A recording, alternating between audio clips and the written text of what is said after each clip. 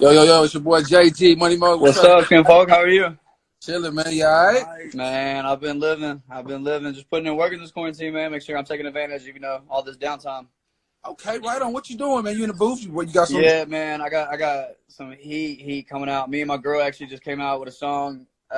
We finished the final session tomorrow, called Relatable, and I can show us a preview of that whenever y'all are ready. But man, I just been making sure I'm gonna take advantage of everything being down. I feel like a lot of artists, I'm not taking advantage of the things going on. With everything going on pause, everything's on pause. That's the best time to be in the studio. That's the best time to be writing. So. Right, 100%. Now, Daddy Lightz, for the people that don't know, man, tell us first of all, how you come with the name Daddy Lightz? It's Daddy Lightz, Light.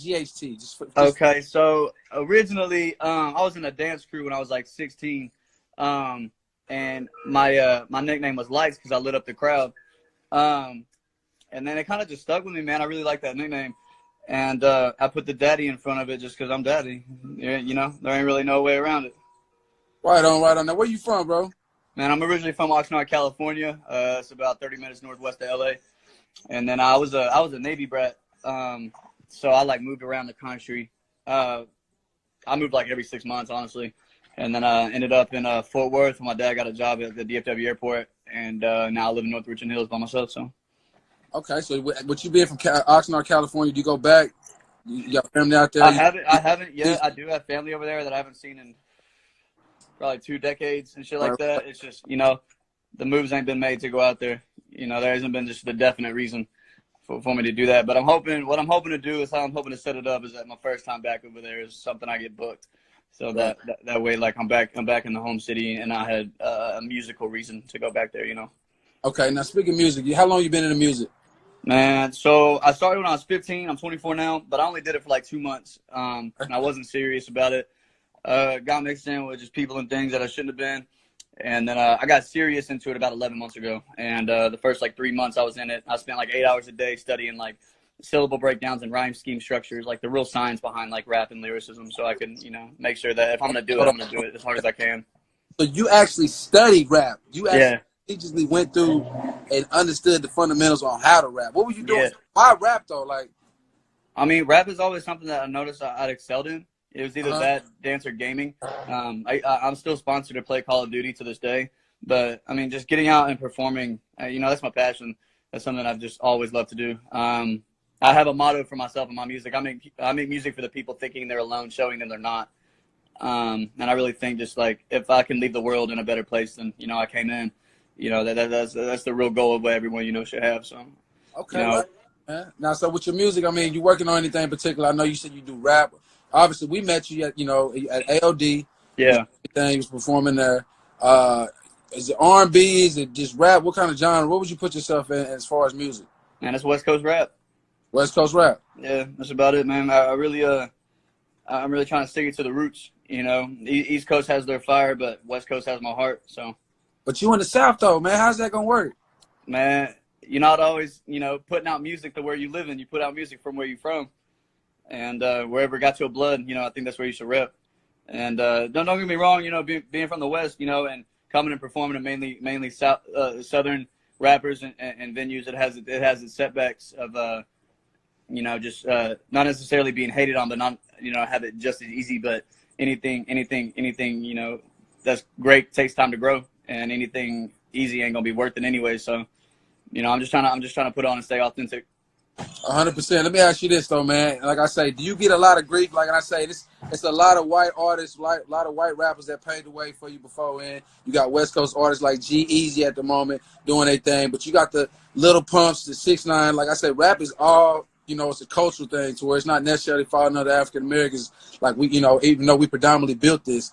Let me ask you this: where do you find yourself at? Do you get grief? From being a white boy rapper still? Is that still a chip on your shoulder? I wouldn't necessarily say it's grief because, I've earned my stripes wherever I had to earn them. But when I get up on stage, I'm not necessarily accepted right off the bat. It's me having to prove myself that, I am right, I am white. But a lot of my music, man, I talk about black problems and I talk about things that are going on in the country. So I have to win people over before I'm accepted. But, with my music and the passion that I have in it, that's just something that it just comes, It's just something that I already knew what I was getting into before I got in the game. that, hey, I'm dealing with a predominantly black crowd, with the black people that, made this. So I have to respect, where it came from first. I can't trash on the African American, community that paved the way for me, because if it wasn't for y'all, then I wouldn't have a chance to do what I do. So if I come in with the respect that, hey, I understand where this came from, and I'm just trying to make it bigger as well. Anyone who fucks with that, they're going to be true anyways. And anyone who doesn't, they're most likely just hating. Gotcha. Now, as far as like you being signed, you signed anybody? Got any management deals right now? Right now I have a distribution signing with a company called RZO. They're the first professional studio. I'm unrestricted though, so I can pretty much still do whatever I want with my business. I had a management signing a long ago. Just didn't work out. Wasn't the type of person that I thought that person was. When I got into it, so I had to part ways with that. But I mean, the goal now is big record label. So when you said unrestricted, and like I said, I'm into sports, man. When I hear unrestricted, that means a lot of different things. Kind of go into detail. What does that necessarily mean? You said you're signing them, or is there things that you can and you can't do? Obviously, kind of tell me the things that you can't do. Nothing actually. Unrestricted in this term means they're solely distribution. So I have a distribution split with this company for them to put my music on all platforms, and have marketing teams behind those platforms. So my music is more easily findable. But I can still sign with management. I can still sign with label. I can still sign with anyone else that I want to. And if I find a better distribution signing, I can walk away with no breaking lease contract fee, none of that. So I can do whatever I want. So what you got right now? How long are you under contract with them? I got 10 more months of that. So I signed a year contract. So I've been on it for 2 months. Gotcha. And what platforms did you say they were distributing you on? I'm on iTunes, Apple Music, Spotify. I got a YouTube artist platform that they go on, Amazon Music.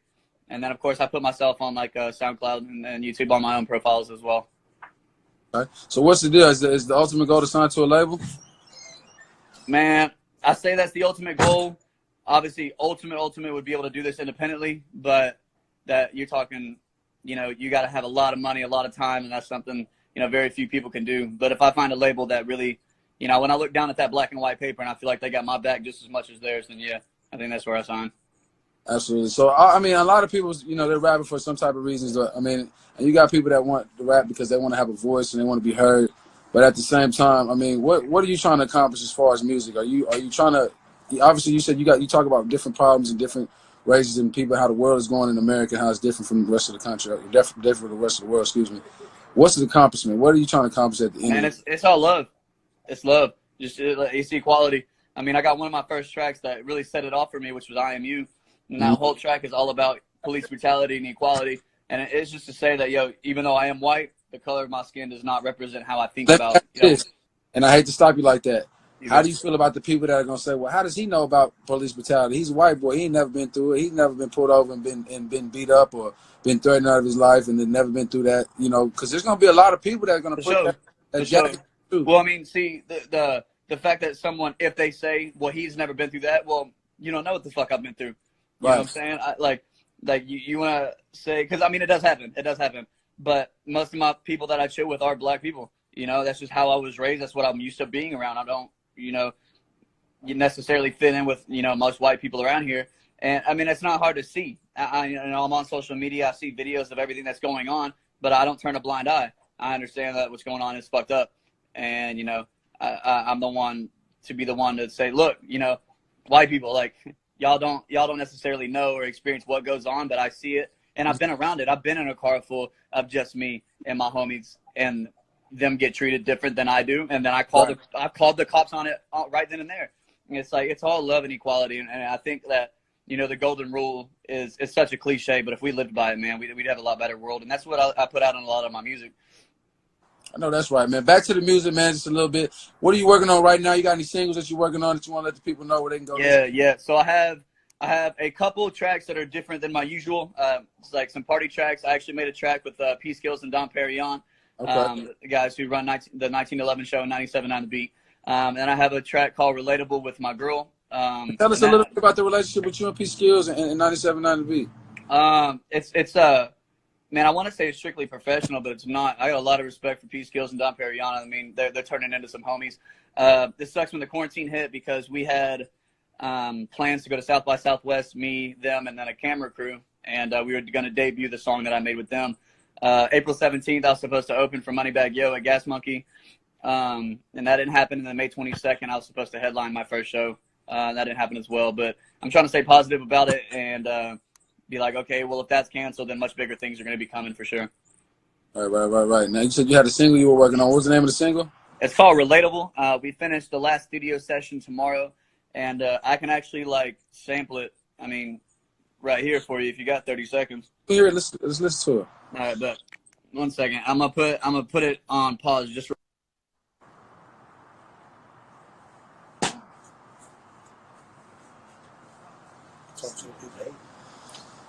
Yeah, we live, man. Motherfucking building finna give us a little sample of Relatable, his new single coming out. Stop what y'all doing to follow his movement, man.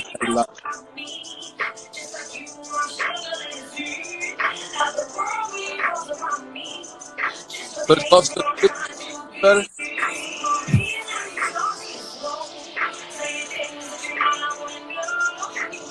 Put it close to the speaker a little bit, like over here a little bit. Close to the speaker.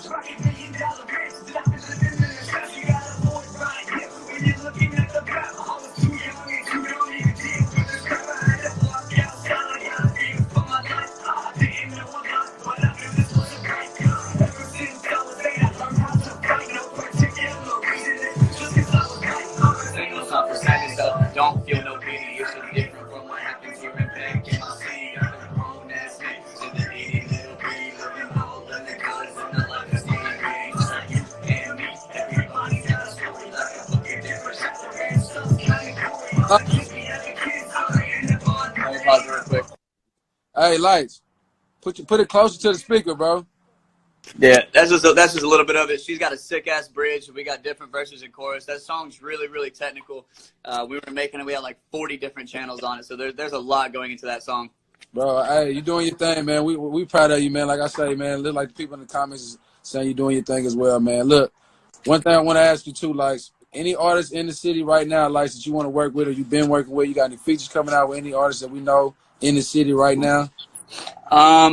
Man, as far as who y'all know, like, a lot of the stuff I've been working on has just been like within the studio family that I work with. Okay. I did Blanco Boogie with a guy named Flex and Fab. He's a decent sized local artist, but I mean, as far as that, man, it really is me just trying to like get it out the gutter, you know, alone and just do this shit to make sure, like, you know, I'm taken care of. That way, like, if I make it, then I can take care of the people that are around me as well. Area athletes, Hey, we know that's what's up, man. That's what's up, man. Well, say, we know you're doing your thing, man. Real quick, before we let you go, let the people at home know where they can find your music, your latest singles, all your projects. So I'm on Spotify, iTunes, Apple Music, okay. to Amazon under Lightz, just Lightz, and then all my social media is Daddy Lightz, DADDYLIGHTZ. Already. Daddy Lightz, we appreciate the movement, man. Thanks for the interview, man. Tapping in with you in this quarantine. Goddamn it. Yeah. Do what you're doing, keep doing it, keep your foot on their neck, man. We catch up with you, man. Always, bro. I appreciate the opportunity. Y'all have a wonderful day. Thank you.